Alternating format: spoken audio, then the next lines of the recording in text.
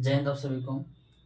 ये जो है आपको ऑब्जेक्टिव मैथमेटिक्स एमबीटी गाइड 2025 का है ना, अलजेब्रिक गणित का दो चरों वाले रैखिक समीकरण, ठीक है ना। ये जो हम वीडियो बना रहे हैं, ये दो चरों वाले रैखिक समीकरण का एक बहुत ही महत्वपूर्ण, जिसको आप आराम बांध समझ लीजिए। अगर इसमें जितना भी ऑब्जेक्टिव क्वेश्चन होगा ना, वो सब आपको इसी जो हम ये जो आपको लाइन लाइन खींच के आपको हम बता दिए हैं, ठीक है ना। इस बॉक्स को आपको याद रख लेना है, ठीक है। देखिए, दो चरों वाले रैखिक समीकरण होता क्या है। देखो, जिस समीकरण में दो चर होते हैं ना, उसे दो चर वाले रैखिक समीकरण कहते हैं, ठीक है। देखिए, दो चरों वाले रैखिक समीकरण में जैसे दो है तो दो हुआ, चर माने हुआ X Y, A B C D से जेड तक जितने सब आपको चर होते हैं, ठीक है। रैखिक समीकरण में क्या, जिसका घात क्या हो, एक हो, उसे रैखिक समीकरण कहते हैं। देखिए, इसमें ध्यान रखिएगा कि दो चरों वाले रैखिक समीकरण का व्यापक रूप है a1x plus b1y plus c1 बराबर 0 से first, a2s plus b2y plus c2 बराबर 0 से सेकंड। देखिए, ये जो है, ध्यान रखिए, ये जो है दो चरों वाले रैखिक समीकरण के व्यापक रूप है, ठीक है। ये आपको ध्यान रखना है। a1x plus b1y plus c1 बराबर 0 से first, a2s plus b2y plus c2 बराबर 0। ये आपको याद रखना है। जहां जहां x है, जहां जहां a1 है ना, वो समझिए यहाँ संख्या होगा, b1 संख्या, c1 संख्या होगा, a2 संख्या, b2 संख्या और c2 संख्या होगा, ठीक है।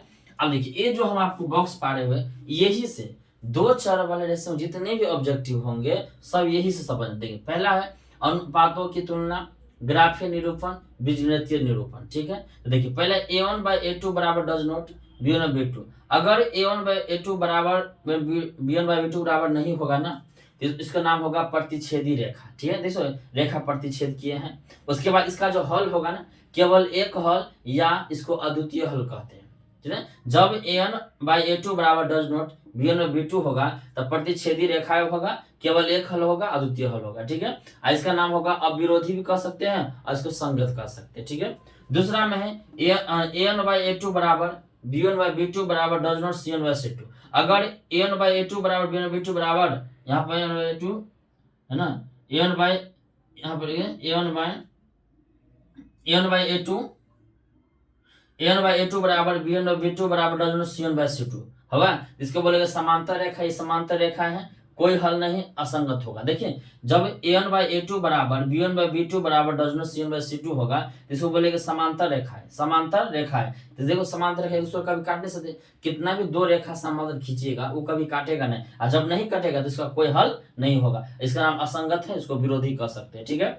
उसके बाद है an बाई a2 बराबर b1 बाई b2 बराबर c1 बाई c2। अगर सभी अनुपात बराबर हो, a1 बाई a2 बराबर b1 बाई b2 बराबर c1 बाई c2 सब बराबर हो, इसको बोलेगा संपाती रेखा है ना। इसका अपरिमित रूप से अनेक हल होगा, अनगिनत हल भी कह सकते हैं। ये आश्रित, इसको संगत कहते हैं। जैसे ये जो है ना, एक ही लाइन पर बार बार बहुत सारा रेखा जाएगा, इसको बोलेंगे, और इसको बोलेगा संपाती रेखा है, ठीक है। देखिए, ये इसलिए रामबाण इसको माना जाता है कि आपको जब ऑब्जेक्टिव हल कीजिएगा ना दो चर वाले समीकरण का, तो इस बॉक्स में से चाहे 1 2 3 है, सब में 3 3 है, कोनो शर्त आपको दे देगा, आपकी पूरा पता होना चाहिए। ये शर्त देगा आपको, ए पूछेगा, ए पूछ सकता है।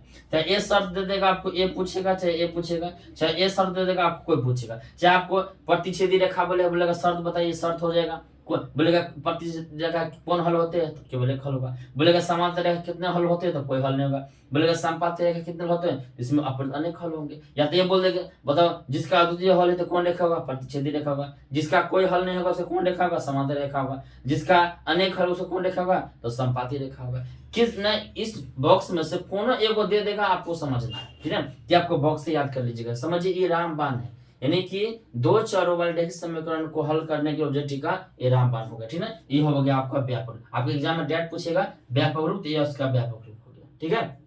बाकी हम जितने ऑब्जेक्टिव होंगे ना, हम आपको सब डाल देंगे, लेकिन ये आपको बेहतर याद कर लीजिएगा, ओके।